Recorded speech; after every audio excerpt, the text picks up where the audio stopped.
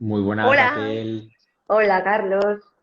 ¿Qué tal? Vamos a ¿Cómo esperar, estás? vamos, muy bien, ¿y tú? Vamos a esperar 30 segunditos de Sí, rigor muy bien, muy bien. mientras se conecta alguien más, si te parece. Sí, sí, Hola a genial. todos, hemos sido súper puntuales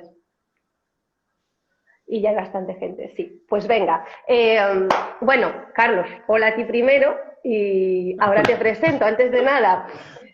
Buena vesprada, por cierto, para ti, ¿no? Se dice así.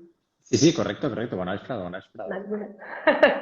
Pues eso, bueno, buenas tardes a todas y a todos. Vamos con un nuevo Cuídate con Gadis. Este es el tercero, ya sabéis que una vez al mes nos reunimos aquí en directo para hablar de nutrición y alimentación saludable y que lo hacemos siempre con especialistas, con profesionales de la materia, aportando verdad y aportando también evidencia científica. Ya hablamos aquí de cómo cuidarnos, de cómo alimentarnos correctamente cuando nos toca comer fuera, hablamos también del ayuno intermitente y hoy traemos otro temazo. ¿Temazo por qué? Porque nos interesa a todos, porque espero que muchos de los que se estén conectando y se conecten después, pues practiquen deporte, hagan ejercicio, así que a todos ellos les interesa y a los demás también, porque practicar deporte es siempre uno de esos pendientes, ¿no?, en nuestra lista de lo que voy a empezar a hacer. Así que hablamos de nutrición y deporte, de cómo alimentarnos bien en la práctica deportiva y para eso tenemos a Carlos Ferrando. Buena vesprada de nuevo, Carlos. Hola, buenas tardes, Raquel. ¿Qué tal? Venga, voy a presentarte para quien no te conozca a través de tus redes. Carlos es diplomado en nutrición humana y dietética, Ujú. especialista en dietoterapia, tiene miles de seguidores en internet y ahí es muy generoso porque nos aporta un montón de sabiduría. Además, en la actualidad eres el nutricionista del Valencia Club de Fútbol y, entre otras cosas, director de Nutrilab, si no me equivoco. Así que tenemos a la persona perfecta para el tema de hoy. Bueno, perfecta no lo sé, pero vamos a Verás que intentarlo. sí. Es un gran reto, es un gran reto. Así que, bueno, vamos allá, Venga, vamos allá. vamos allá.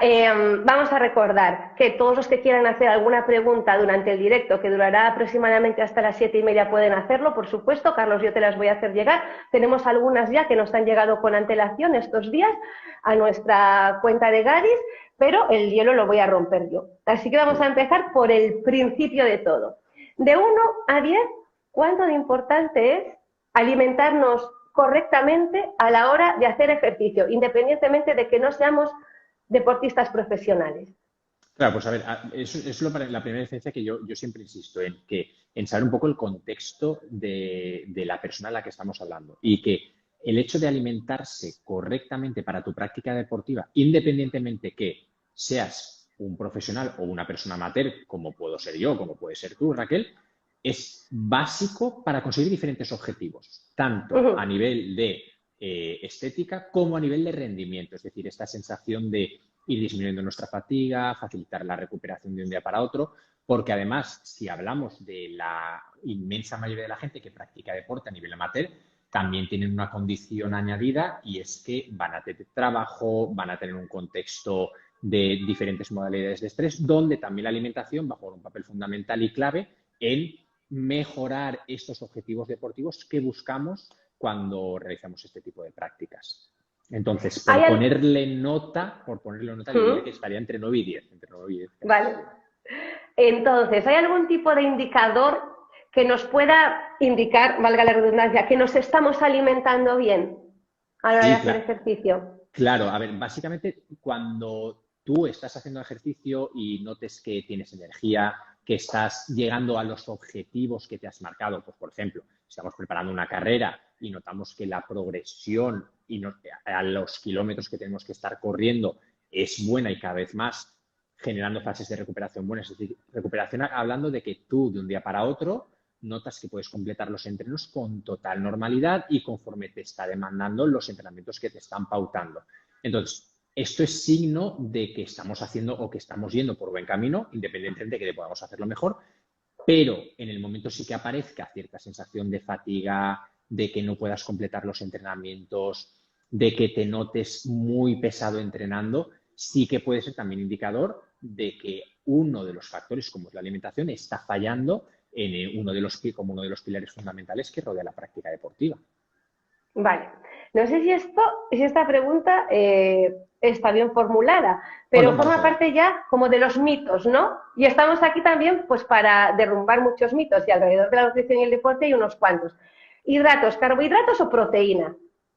Pues a ver, realmente uno de los factores más limitantes del rendimiento deportivo son los carbohidratos. Es decir, es ¿Así? realmente la gasolina que nosotros tenemos que utilizar para conseguir un buen rendimiento energético. Obviamente, junto a las proteínas, van a ser los dos nutrientes clave para mejorar rendimiento. También es verdad que son preguntas excesivamente generales para poder ser muy preciso a la hora de contestarlas. Pero sí que es verdad que si tendríamos que elegir un nutriente clave a la hora de deportes de resistencia para poder aumentar el volumen de mis entrenos, la intensidad, la resistencia, el carbohidrato va a ser el factor o uno de los factores a nivel nutricional más limitantes para conseguir mejorar mis marcas y mi rendimiento deportivo.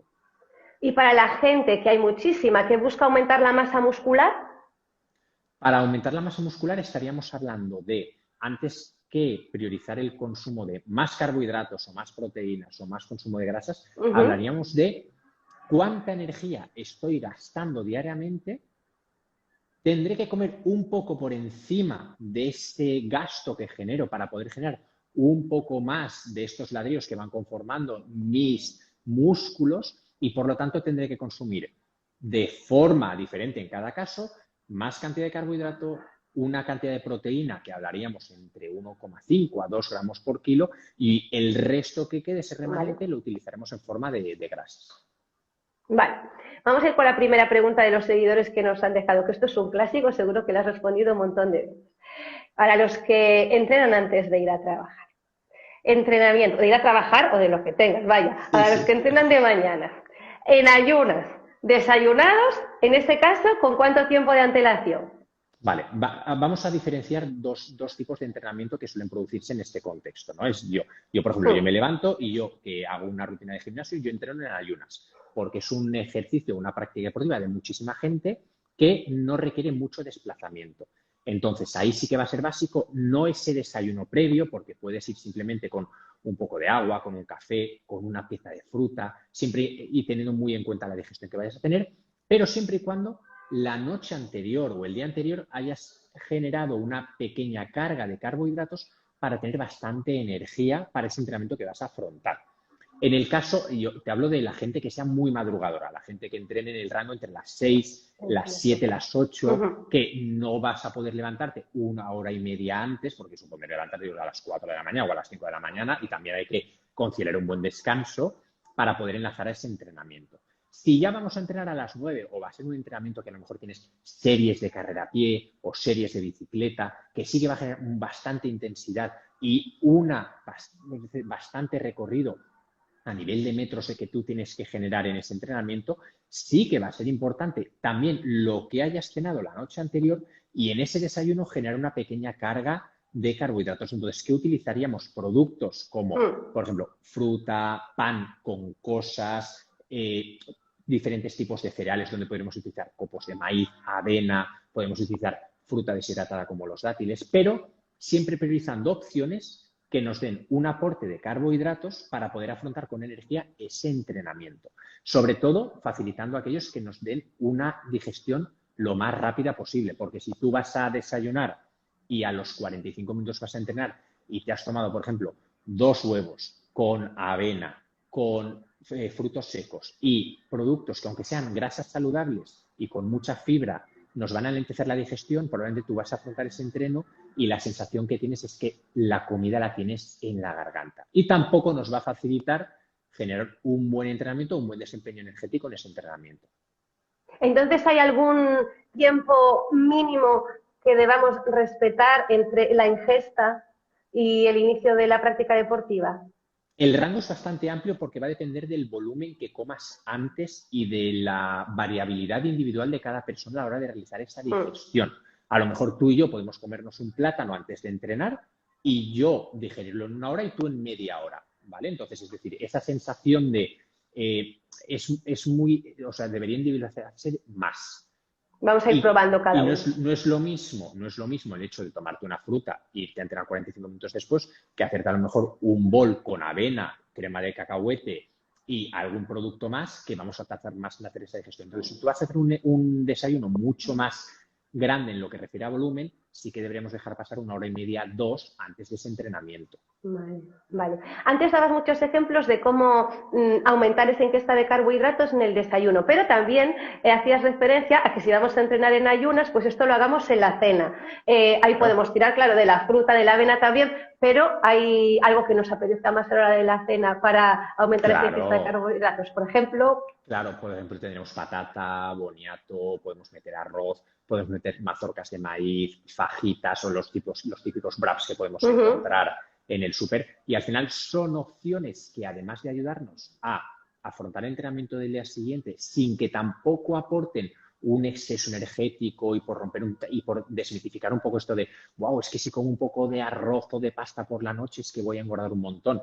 Nada más lejos de la realidad. Realmente vamos a generar un aporte extra de energía no muy abundante, que tampoco va a torpedear nuestros objetivos de composición corporal, porque recordemos que muchos de los que entrenamos también queremos cuidar este objetivo estético, ¿no?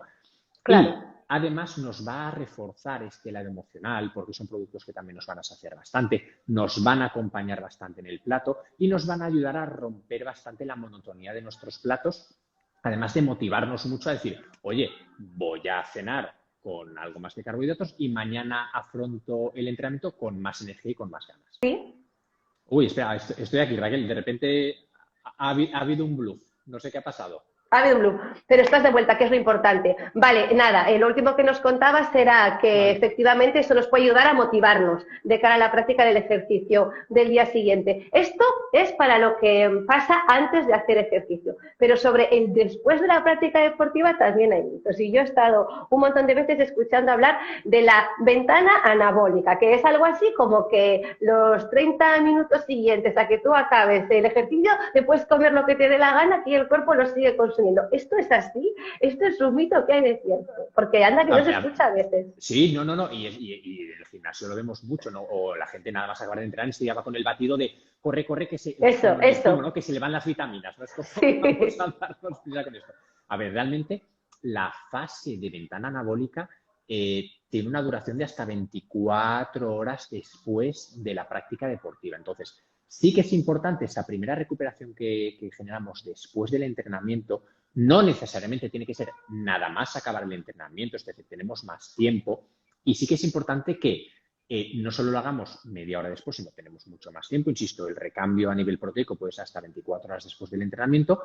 Y sí que es importante hacer como varias recuperaciones posteriores a ese entrenamiento, lo que hablaremos de varias comidas. Y podemos elegirlas tanto en formato batido porque sea más práctico por tu trabajo o por donde estás, o en formato comida normal y corriente también para que sea un extra motivacional para nuestro cerebro y poder conseguir la salud a nivel de rendimiento deportivo y entendiéndola como un todo, ¿vale? Claro. En esa fase de reposición, si ha habido mucho desgaste, también va a ser muy limitante que recuperemos con carbohidrato a la vez que con proteína ese entrenamiento. Porque sí que es verdad que uno de los factores más limitantes en la recuperación es volver a llenar los depósitos nuestros de glucógeno muscular.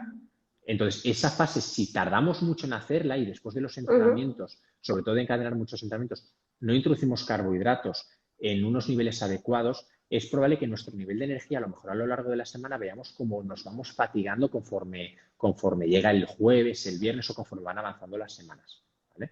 Pues sí que es importante que ese carbohidrato esté pre y que ese carbohidrato esté post, además junto con el apartado de proteico. Vale, queda clarísimo. Otro de los grandes temas de conversación sobre nutrición y deporte son los suplementos, que ahí cae como de todo, Carlos. Entonces, vamos a centrarnos no en deportistas profesionales, vamos a centrarnos en la gente que sí que tiene una práctica deportiva regular, es decir, que va 3, 4, 5 veces al gimnasio.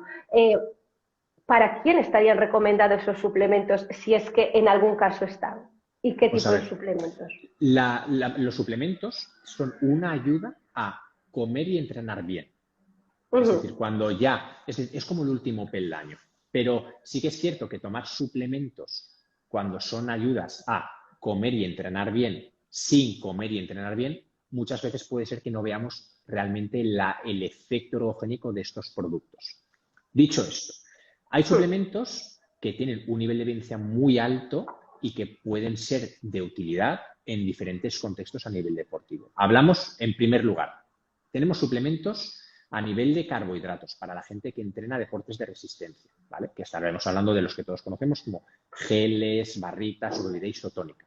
Esto no iría enfocado a la gente que entrena en el gimnasio, iría a la gente del running, del triatlón, del ciclismo, ¿de acuerdo? Ya enfocados en el tema del gimnasio y junto a los deportes de resistencia, tendríamos suplementos como la cafeína, el monohidrato de creatina, el malato de citrulina o la betalanina. Es decir, de estas palabrotas que hemos dicho ahora mismo, ¿vale? Los que más suelen utilizarse por el gran refuerzo que existe a nivel de evidencia científica, tendríamos tanto la cafeína como el monohidrato de creatina, porque son dos suplementos con un grado de evidencia muy alto y que están muy contrastados, que sí que pueden ser una ayuda muy grande para conseguir nuestros objetivos deportivos. Y el colágeno, porque precisamente una de las seguidoras hacía referencia a dos tipos de suplementos y sus posibles beneficios. La creatina, que ahí ya has hecho tu referencia, pero ella también habla del colágeno. Pues mira, con respecto al colágeno, sí que es verdad que hay algo de evidencia, hay evidencia que realmente no es muy alta o no tiene un grado de evidencia demasiado bueno. Y sí que es cierto que algunos estudios defienden el uso de colágeno hidrolizado junto al complemento de vitamina C, es decir, a los ambos conjuntamente, en momentos o en situaciones o en contextos de lesión a nivel tendinoso, ¿vale? Parece ser que puede haber una mejor vehiculización de los aminoácidos a las zonas de lesión, pero sí que es cierto que es algo que está un poco en el aire y que todavía falta investigar más para saber si es algo que podamos utilizar o no.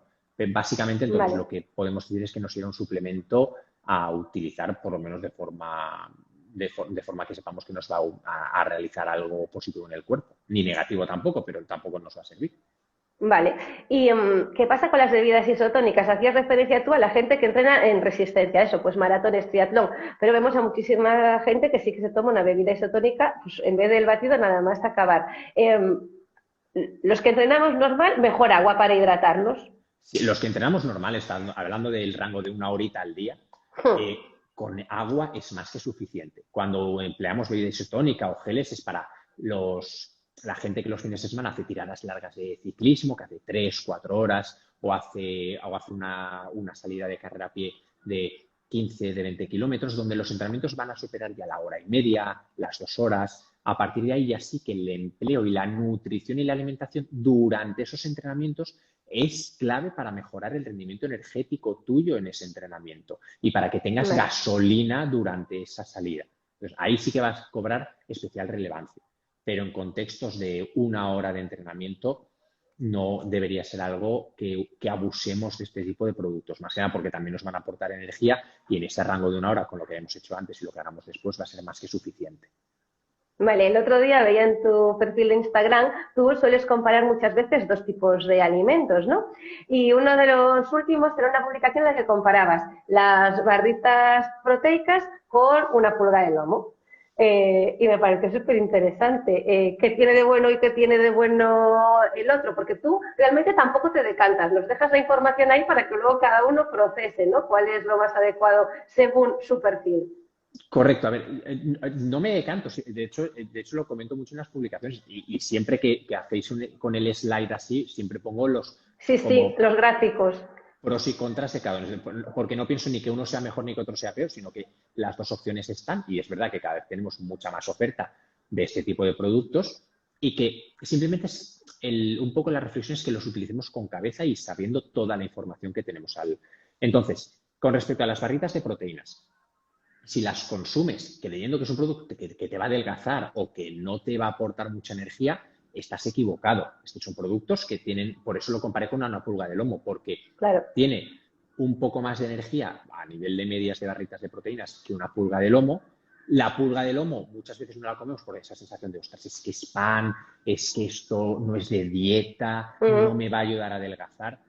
y realmente ves las dos, incluso a nivel nutricional, casi nos va a aportar muchos más beneficios en el contexto deportivo, esa pulga de lomo que nos lo podemos tomar como post-entreno o incluso como pre-entreno, porque tiene una variedad de carbohidratos y proteínas bastante interesantes en el mundo deportivo.